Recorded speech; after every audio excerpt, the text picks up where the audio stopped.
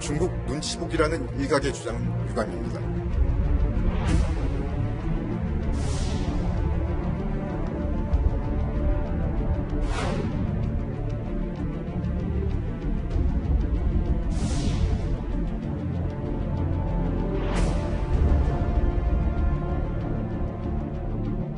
늦어도 한참 늦었지만 문 대통령은 오늘이라도 당장 중국에 대한 전면적인 입국 금지를 취하기 바랍니다.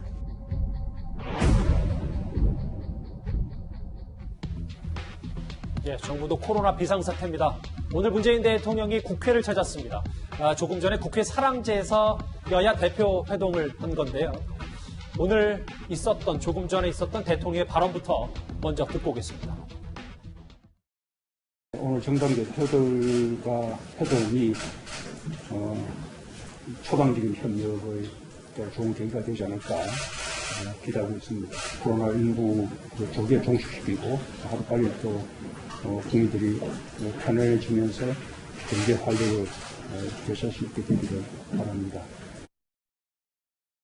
오늘 국회를 찾은 문재인 대통령, 지금 보시는 것처럼 이 대구를 찾았을 때 대구의 경제부시장의 비서진이 확진 판정을 받았다라는 논란 때문에 대통령에 관련된 자가격리 논란까지 있었는데 오늘 국회를 찾았을 때 이렇게 확실히 방역에 힘쓰는 모습까지 보였습니다. 근데 이현정 의원님, 네.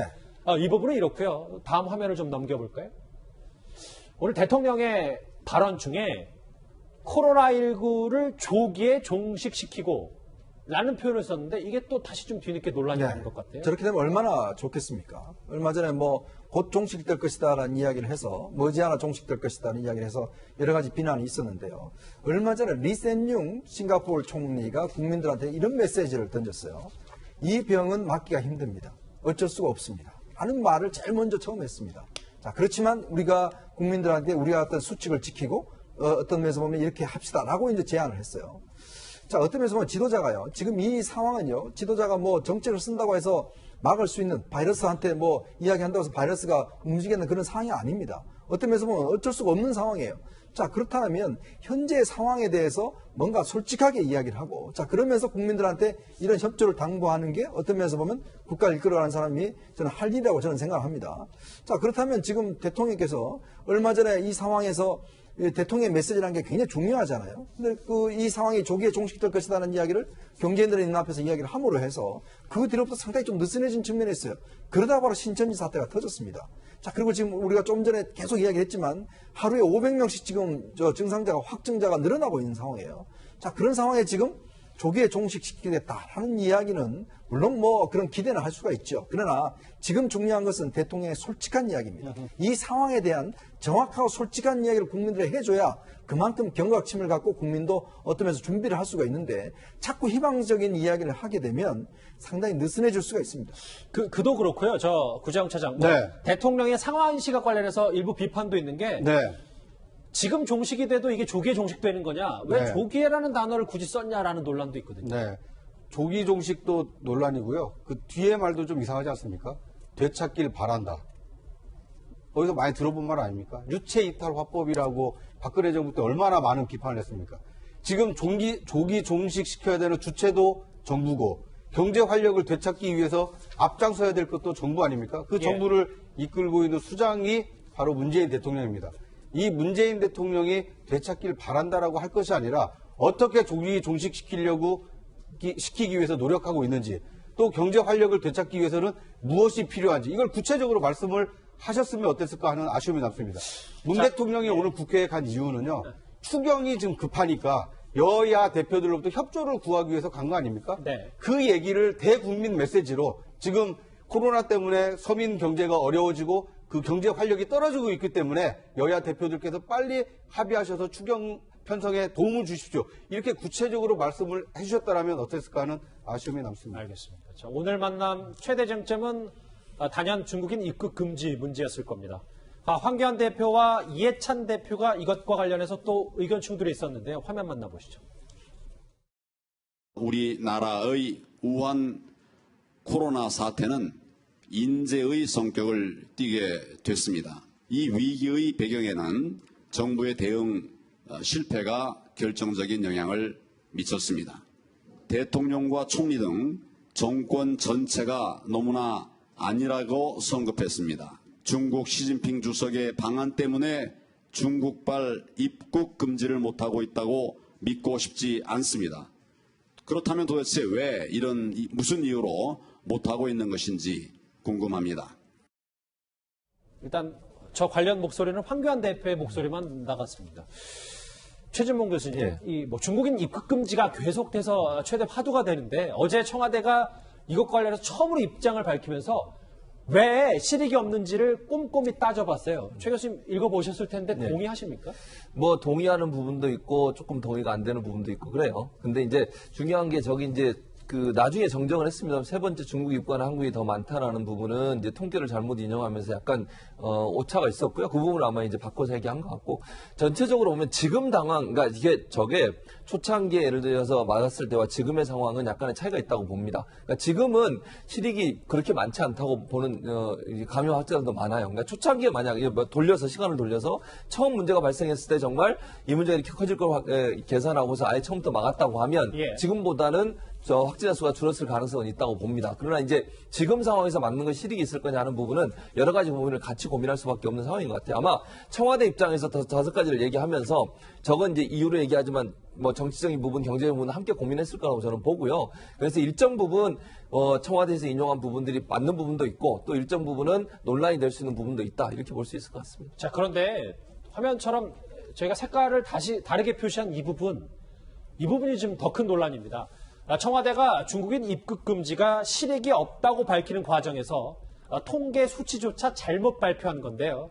어제 청와대 대변인의 목소리부터 먼저 들어보겠습니다.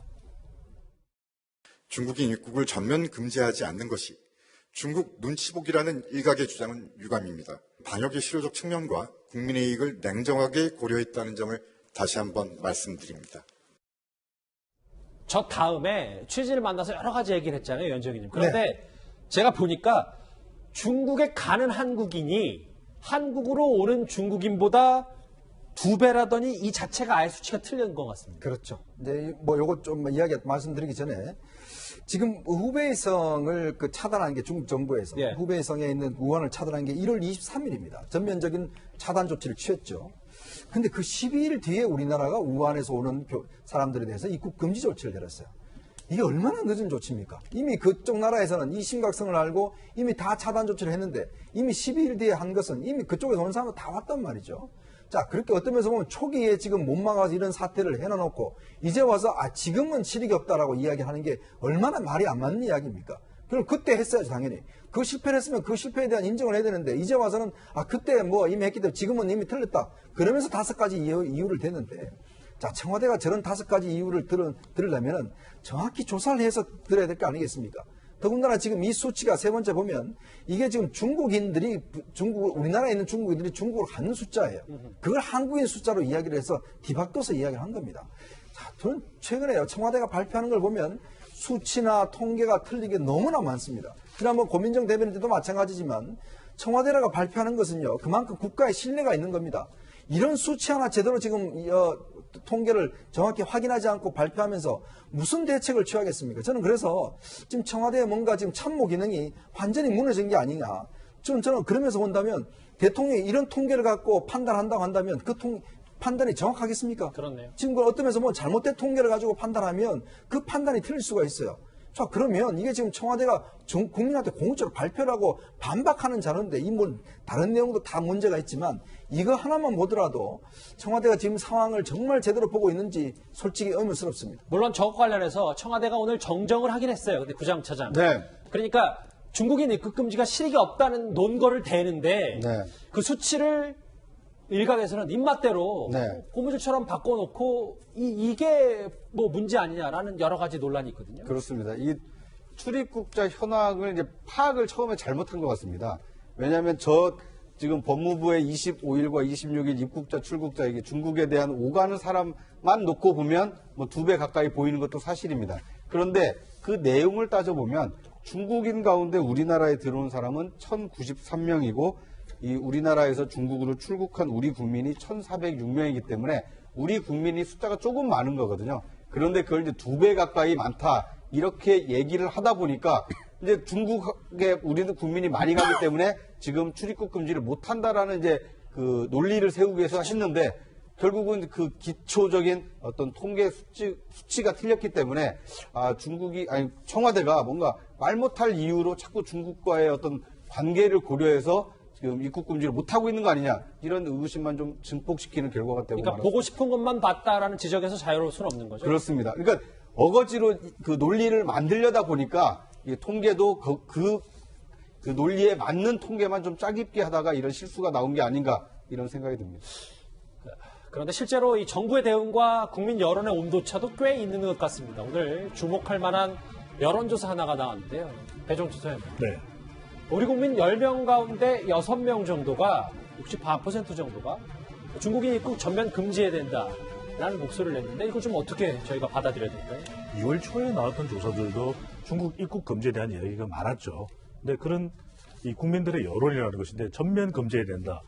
우리가 이것이 심리적인 부분도 있고 또 현실적인 부분도 있습니다. 정부에서 판단했을 때는 정무적으로는 실익이 없다 이렇게 판단할 수 있지만 국민들은 적어도 10명 중에 6명 이상이 심리적으로 공포심에 질려 있는 것이거든요. 이런 여론이 이제 중국인 입국 금지라는 것인데 이렇다면 국민들의 공포심을 누그러뜨릴 수 있는 그런 충분한 사실 설명이 필요해 보입니다. 그 설명을 이렇게 구체적으로 한다고 한 것이 통계도 좀 오류가 범해졌는데 사실 이런 게 있는 것이죠.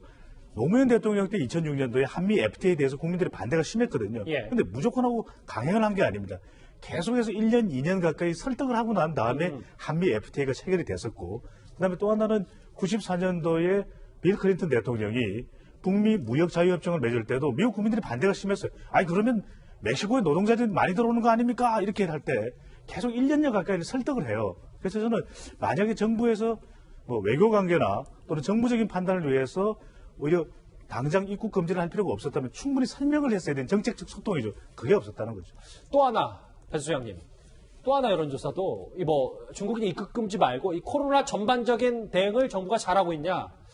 2주 전과 달리 조금 이제 주목할 만한 그래프들이 나오고 있는데. 중도층이 이제는 부정적인 정부 대응 평가를 내리고 있다는 것인데 그렇게 되는 큰 이유는 2월 11일, 13일 경이면 아직까지 대구, 경북 쪽으로 확진이 되는 때는 아니라는 겁니다. 근데 이게 지역 감염이 일어나면서 그만큼 민심이 나빠졌고 또 여기에는 사실 정부 책임자들의 발언도 상당히 문제가 되는 것이거든요. 우리 국민들이 이 민감한 시기에 발언이 중요한데 국민들의 분노를 오히려 좀 부추겼다 이런 면이 있겠죠. 말씀처럼 가뜩이나 사실 코로나로 지치고 힘든 국민들에게 당국자들이 지금 여러 가지 경솔한 언행과 먼저 앞서간 발언 등으로 상처를 주고 있다. 이런 점들도 주목해봐야 할 대목입니다. 방역당국에서의 그 표현이었고 공세란 표현을 이미 한 달 전부터 썼습니다. 신중하지 않은 표현, 또 오해가 있는 표현을 통해서 혼란을 드리고 불안감을 드린 것은 매우 송구스럽게 생각합니다. 가장 큰 감염원이 중국 여행 다녀온 우리 국민이다라는 발언 때문에 좀 국민 감정이 많이 상했는데 처음 시작이 그랬다는 것이었죠. 중국에서는 모든 사람을 입국 금지하는 것이 그렇게 실효성 있는 것은 아니다 하는 그런 뜻의 질문.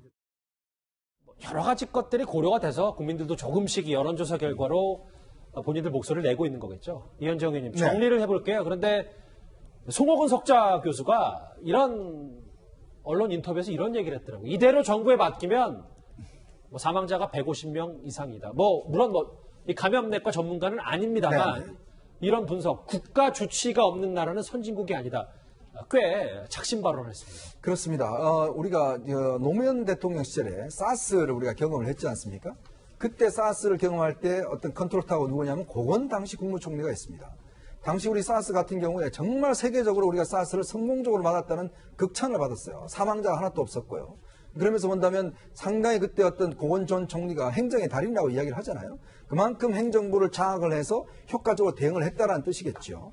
지금 이 송옥은 교수 같은 경우는 사회학자입니다. 사회학자인데 오늘 저런 제안을 하셨더라고요. 저게 뭐냐면 최근에 보시면 알겠지만 지금 이 대응하는 데 있어서 저는 어떤 면에서 보면 정은경 질병관리본부장 이외의 어떤 분들은 제가 볼 때 너무나 실망스럽습니다. 근데 정은영 본부장 같은 경우는 아시겠지만 이분이 서울대 의과대학 졸업해서 가정의학 전문가입니다. 예. 그리고 또 보건학 관련돼서는 박사학위를 가진 분이에요. 근데 이분이 계속 질병관리본부에서 오랫동안 근무를 하면서 지난 메르스 사태 때 그때 정말 국민들에게 굉장히 신뢰감을 줬거든요. 그 경험도 있습니다. 자, 그러다 보니까 질병관리본부에서 정은경 본부장 이야기하는 굉장히 신뢰감이 있어요.